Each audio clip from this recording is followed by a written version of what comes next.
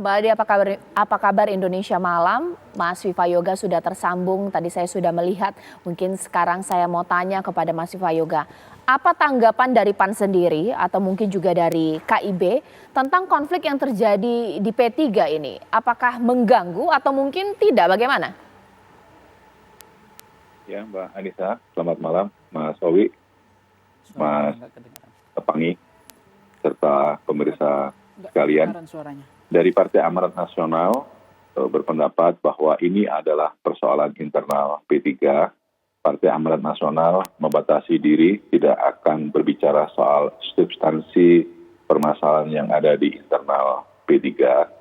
Hanya saja PAN masih tetap berharap bahwa apapun persoalan di P3 itu adalah merupakan saudara tua dari Partai Amanat Nasional yang memiliki track record pengalaman mampu menerjang gelombang badai topan dari sejak tahun 73 sampai sekarang, punya pengalaman untuk itu, dan saya sangat yakin P3 akan dapat menyelesaikan dengan penuh kedamaian di internal. Dan saya rasa apapun persoalan yang ada di P3 itu, bagi Partai Amanat Nasional masih sangat berharap dan PAN yakin bahwa koalisi Indonesia Bersatu akan tetap solid karena sesuai dengan pasal 222 Undang-Undang Nomor 7 Tahun 2017 bahwa dengan adanya Golkar, PAN, P3 itu mampu untuk mengusung pasangan calon di Pilpres 2024, dan kalau itu yang terjadi maka kemungkinan kita prediksi ada 3-kah atau ada 4-kah, nanti tergantung pada dinamika dari KIB, kemudian dari Gerindra dan PKB, dan dari PDIP sendiri. Tinggal yang belum itu adalah Nasdem, Demokrat, dan PKS. Dengan adanya posisi yang demikian, maka Partai Amanat Nasional bersama dengan P3 dan Golkar tetap untuk merawat kebinekaan, membangun soliditas, kekompakan, karena proses untuk melakukan konsolidasi internal di masing-masing partai politik di anggota KIP itu sudah masuk pada tingkat kabupaten kota, Mbak.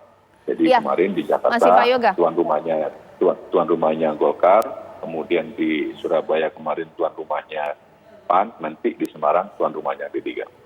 Ya, Mas Viva Yoga, paham saya ini sedikit berhati-hati ya karena ini persoalan internal dari partai lain. Saya ganti pertanyaannya, Mas Viva Yoga, semenjak isu amplop Kiai bergulir, ada tidak konstituen yang protes ke PAN, mengingat PAN ini kan gabung koalisi dengan P3, karena amplop Kiai ini ada tidak yang protes konstituen? Tidak ada konstituen dari P3 yang protes ke Partai Amanat Nasional, karena masing-masing partai memiliki ideologi yang mempunyai ciri khas, dan yang kedua dengan adanya ideologi itu tentunya basis konstituen juga berbeda. Konstituen PAN sendiri? Konstituen PAN sendiri menganggap bahwa itu adalah persoalan internal P3 dan mesti diselesaikan dengan bijak dan damai. Oke, sekarang saya tanya kepada Mas Owi, tampaknya kalau dari PAN sendiri tidak terganggu ya dengan isu amplop Kiai. Maksudnya mungkin nggak marah lah dengan apa yang terjadi soal polemik pidato tersebut. Yang mungkin publik ini masih bertanya-tanya, apakah yang protes ini adalah internal kepemimpinan dari P3 itu sendiri atau pemilih yang mungkin nggak suka dengan ada ini? Karena apa ya, harkat dan martabat para kiai ini terganggu dengan ada isu ini. Ya wajar kalau PAN itu tidak terpengaruh karena memang ini tidak menyangkut konstituen dari saudara-saudaraku dari PAN. Tapi bagi internal P3 itu jadi masalah karena kami terus dibombardir oleh pertanyaan dan protes, termasuk juga aksi-aksi di beberapa tempat. Itu kan dilihat saja, itu kan tidak hanya konstituen P3 tetapi juga masyarakat umum. Bahkan ada sejumlah teman dari partai lain yang nggak perlu saya sebut nama juga menyayangkan itu, meskipun kami tidak campur urusan P3, tetapi kaitannya dengan amplop Kiai itu memang kebangetan. Kami yang berangkat dari tradisi pesantren juga merasa ndak enak mendengarnya gitu. Tetapi silahkanlah itu diurus oleh teman-teman P3 sendiri gitu. Jadi Caca bisa melihat, bisa di tracking di mesin pemberitaan itu, pencarian pemberitaan itu di beberapa tempat banyak aliansi-aliansi santri itu memprotes itu. Bahkan di Jogja itu sempat ada gerakan mengumpulkan koin untuk diberikan kepada Bapak Suharto Mono Arfa. Itu kan kalau terus dibiarkan sampai pemilu, menjelang pemilu nanti itu terus disetel kan berbahaya juga bagi partai itu. Ya, Mas Owi, sepakat tidak? Seberapa fatal sih pidato amplop Kiai ini akan mungkin membuat publik atau pemilih P3 atau mungkin koalisi akan terganggu dengan isu ini? Ya, pertama begini, Cak, bahwa masyarakat kita ini kan bicara tentang sentimen, populisme, citra ya. Jadi sentimen ini apakah testing the waternya adalah positif atau negatif. Tetapi biasanya isu-isu yang kepada personalisasi itu tentu bisa mengganggu bagaimana ketua umum bisa mengganggu grassroots-nya. Jadi artinya isu-isu seperti amplop, kemudian isu korupsi, isu-isu yang agak negatif, sedikit banyaknya saya perlu diuji ya signifikan atau tidak efek itu terhadap partai gitu untuk menjaga populisme partai. Sedangkan posisi partai saja sekarang udah sedang sulit gitu ya. Ditambah lagi dengan isanter isu yang sentimennya ada kemungkinan agak negatif gitu. Itu yang kemudian membuat mungkin kader grassroots ini ada kegelisahan. Ini kan krisis ya. Misalnya krisis itu artinya ada kondisi yang membuat kader di grassroots terpanggil untuk mencoba menyelamatkan partai. Jadi the power of kepepet itu kan sebetulnya kondisi yang ancaman. Orang kalau dalam kondisi krisis, dalam kondisi terancam, ada pikiran-pikiran liar. Ini yang menurut saya terjadi seperti ini hari ini. Ada kegelisahan, ada kekhawatiran, ada ketakutan. Pak, ini partai umat. Satu-satunya partai yang kita representasikan sebagai partai umat sampai hari ini, partai yang paling lama, partai Islam paling lama, tentu kita juga menjaga itu bagaimana kekhawatiran elit di partai, ini partai lolos nggak ambang batas 20%. Ini berbahaya nggak dengan manuver-manuver seperti ini.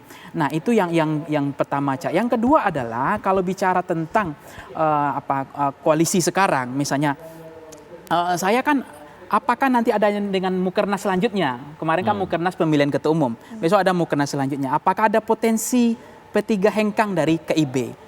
Ya, saya sangat berharap betul bahwa jangan sampai memang potensi calon-calon KIB ini adalah bisa diisi oleh siapapun, Cak. Bisa diisi oleh Ganjar Erlangga, misalnya kalau Ganjar nggak diambil, atau dipakai oleh ketua umum sendiri tiketnya, karena partai punya percaya bahwa tiket ini harus dipakai, ada habitus itu sekarang. Partai politik merasa, oh ini tiket harus dipakai. Nah, itu juga membuka peluang bagi kader-kader yang tidak punya boarding pass, nggak punya dari eksternal untuk bisa masuk ke KIB ini.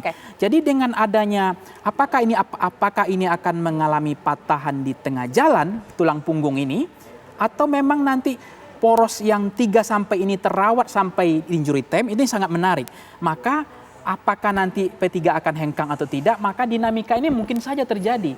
Tetapi saya sangat berharap untuk mencegah polarisasi, keterbelahan dan politik identitas, dan terakhir adalah bagaimana menciptakan varian menu yang banyak disiapkan kepada masyarakat. Harus ada 3 sampai 4 poros. Nah, KIB adalah satu poros yang mengisi di situ. Selain ada porosnya Nasdem, PKS dan Demokrat, yang kedua ada porosnya Gerindra dan PKB, yang ketiga ada porosnya PDIP sendiri. Nah, salah satu yang menarik adalah poros KIB.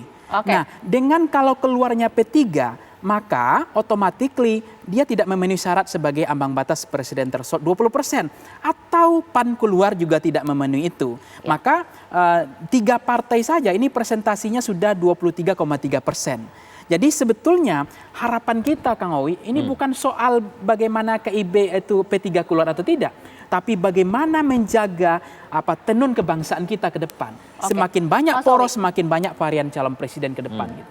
Kalau Pak Mardiono sendiri sudah berkomunikasi tidak sih dengan pihak KIB, dengan Golkar atau juga dengan PAN? Ya sudah pasti, karena beliau koordinator koalisi P3 untuk KIB. Otomatis bahkan beliau sudah komitmen melanjutkan apa yang sudah tahapan-tahapan yang sudah dilakukan P3 selama ini. Termasuk juga misalkan dari komposisi kepengurusan itu kan tidak ada perubahan.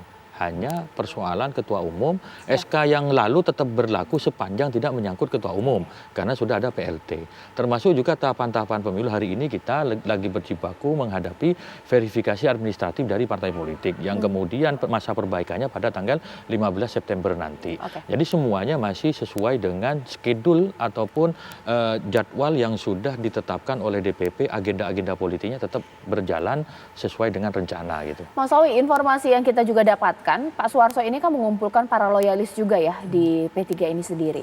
Sebenarnya apakah ini juga ada persoalan dari kepemimpinan Pak Suharto sendiri sehingga dilengsarkan bukan hanya karena soal amplop kiai tapi ada hal lain?